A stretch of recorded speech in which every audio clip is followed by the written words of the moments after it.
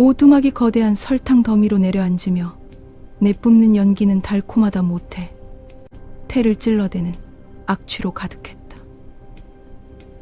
헨젤과 그레텔은 연기를 뚫고 숲으로 뛰어들었지만 그들을 맞이한 것은 예전의 그 숲이 아니었다. 나무들은 이제 거대한 갈고리처럼 구부러져 하늘을 가리고 있었고 바닥에 뿌려졌던 설탕 가루들은 녹아내려 검붉은 잉크의 강을 이루어 흐르고 있었다.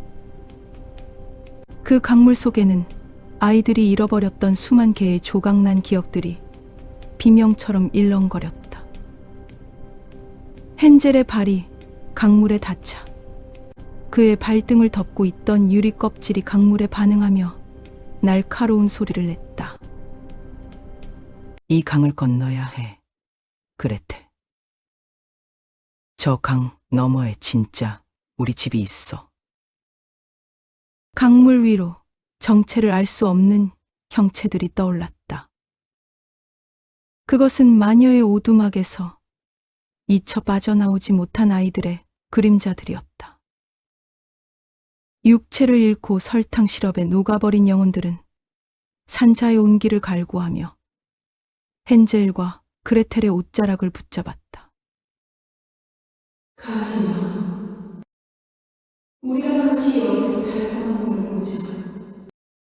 그림자들의 속삭임은 유혹적이었고 헨젤의 정신을 아득하게 만들었다.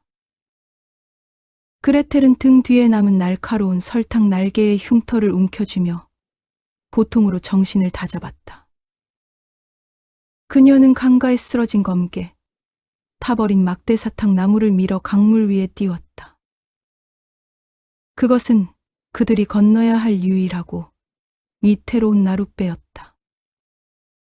강 한가운데에 도달했을 때 잉크의 강이 거세게 소용돌이치기 시작했다.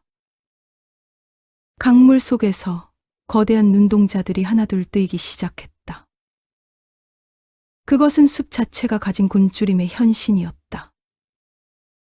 마녀는 죽었지만 그녀를 키워냈던 이 숲의 탐욕은 사라지지 않았다. 강물은 아이들의 다리를 적시며 그들의 살점을 다시 설탕 결정으로 바꾸려 유혹했다. 헨젤은 노파에게서 빼앗은 은색 가위를 강물 속으로 깊숙이 찔러 넣었다. 차가운 금속과 뜨거운 잉크가 부딪히며 검은 연기가 피어올랐고 숲은 고통스러운 진동과 함께 길을 내어주었다. 하지만 그 대가로 헨젤의 한쪽 팔은 완전히 감각을 잃고 투명한 유리로 변해버렸다. 강을 건너 숲의 깊은 곳으로 들어갈수록 시야는 더욱 어두워졌다. 이제 아이들을 이끄는 것은 시각이 아니라 가슴 속에서 타오르는 희미한 집의 향기뿐이었다. 하지만 그 향기조차 마녀가 심어놓은 마지막 환상일지도 모른다는 의심이 그들을 괴롭혔다. 그레텔의 등 뒤에서 돋아났던 날개, 흉터가 붉은 빛을 내며 주변을 밝혔다. 그 빛은 따스한 햇살과는 거리가 멀었지만 적어도 어둠 속에서 길을 잃지 않게 해주는 유일한 등불이 되었다. 오빠, 봐. 저기 우리가 처음 뿌렸던 조약돌들이 보여. 하지만 그 조약돌들은 이제 피를 머금은 채 붉게 빛나는 사탕 보석이 되어 있었다. 숲의 끝자락, 안개 너머로 익숙한 오두막의 형체가 보였다.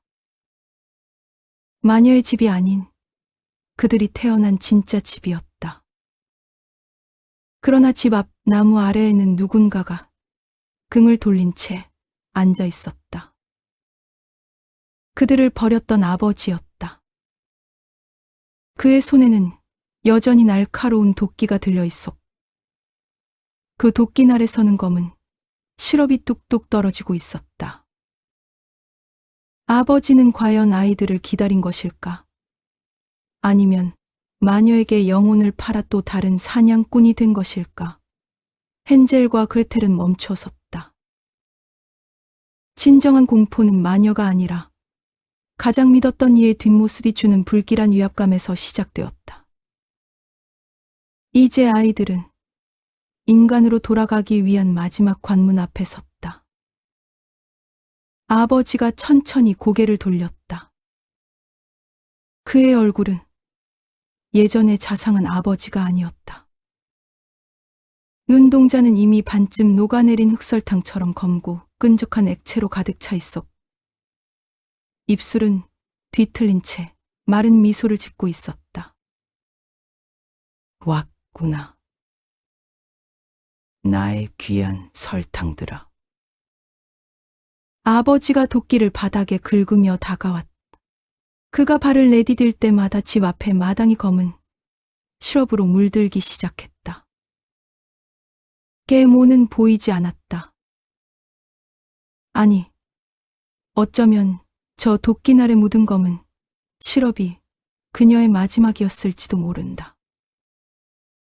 헨젤은 투명하게 변해버린 자신의 유리팔을 움켜쥐었다. 이곳은 안식처가 아니라 마녀의 저주가 먼저 도착해 뿌리내린 또 다른 식탁이었다. 우리를 버린 건 가난 때문이 아니었어. 끝이. 헨젤의 목소리가 서늘하게 울렸다.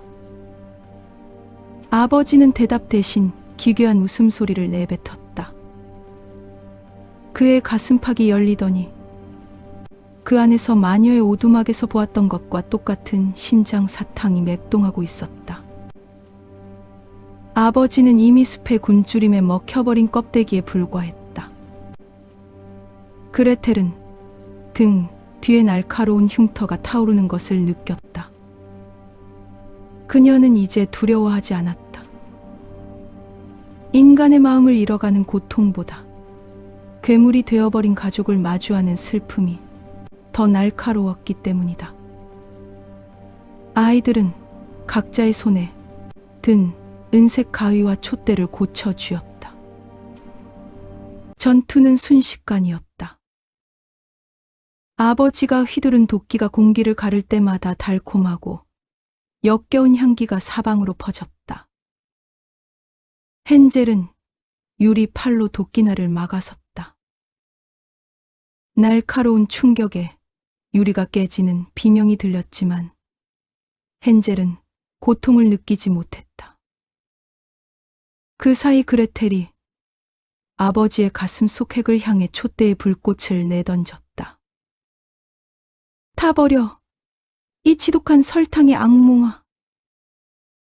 불꽃이 핵에 닿는 순간 아버지는 거대한 사탕 기둥처럼 굳어버리더니 이내 수만 개의 조각으로 갈라지기 시작했다.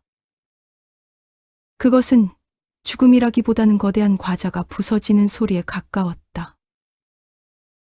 아버지가 사라진 자리에는 아무것도 남지 않았다. 오직 아이들이 숲에 뿌렸던, 이제는 피로 물든 조약돌 몇 개만이 굴러다닐 뿐이었다. 집 또한 서서히 무너져 내려 숲의 일부가 되어갔다. 헨젤과 그레텔은 서로를 바라보았다. 헨젤의 팔은 완전히 사라졌고 그레텔의 눈은 이제 영원히 붉은 빛을 내뿜는 유리알이 되었다. 그들은 승리했지만 더 이상 인간의 세상으로 돌아갈 수 없음을 직감했다. 그들은 숲의 괴물을 죽였으나 스스로가 숲에서 가장 아름답고도 잔혹한 살아있는 박제가 되어버린 것이다. 아이들은 무너진 집을 뒤로하고 다시 숲으로 걸어 들어갔다. 이제 숲은 그들을 공격하지 않았다.